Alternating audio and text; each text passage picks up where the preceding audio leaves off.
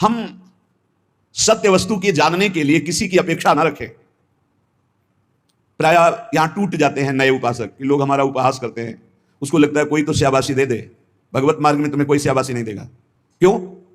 भगवान ने ऐसी व्यवस्था की है। शाबाशी मिलेगी तो अहंकार आ जाएगा, अहंकार आएगा तो भ्रष्ट हो जाओगे, इसलिए तुम्हें गाली मिलेगी जिससे तुम्हारे अंदर अहंकार ना आवे और दैन्यता बढ़ जाए और तुम भगवान को प्राप्त हो जाओगे। भगवान की व्यवस्था है। भगवत मार्ग में चलने वाले को निंदा मिलती है, अपमान मिलता है, तिरस्कार मिलता है, उपहास मिलता है। हे देखो ये भगत है। परिवार के लोग भी विरोध कर सकते हैं। दृढ़ निष्ठा से यदि लगे रहे तो अहंकार चूर हो जाएगा। अहंकार चूर हुआ, आर्त भाव से पुकारा, उसी समय भगवत साक्षात्कार हो जाएगा। जब अहंकार रहता है तब तक कुछ साधन हाथ पांव मारने की चेष्टा होती है। जब अहंकार गलित हो जाता है तो हाथ पांव मारना बंद हो जाता है, उसे किनारा मिल जाता है। पूज्य स्वामी श्री शरणानंद जी महाराज मानव सेवाश्रम ये वृंदावन में है।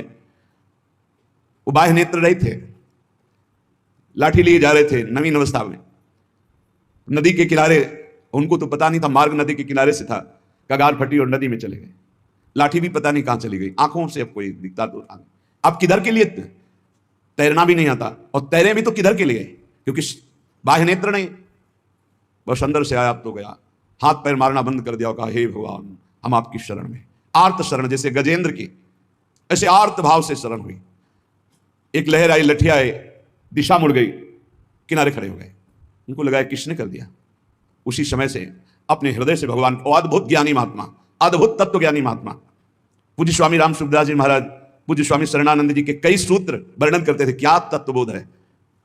जो भगवान की शरण में हुआ उसे कौन सा ज्ञान, कौन सी भक्ति, कौन सा वैराग्य बाकी रह जाएगा जो न प्राप्त हो। बड़े बड़े महापुरुषों का सानिध्य, सुंदर मार्ग सब अंदर ही है, अंदर ही यहीं से प्रकाशित हो जाते हैं। बड़े बड़े महापुरुषों के वचन यहीं से प्रकाशित हो जाते हैं।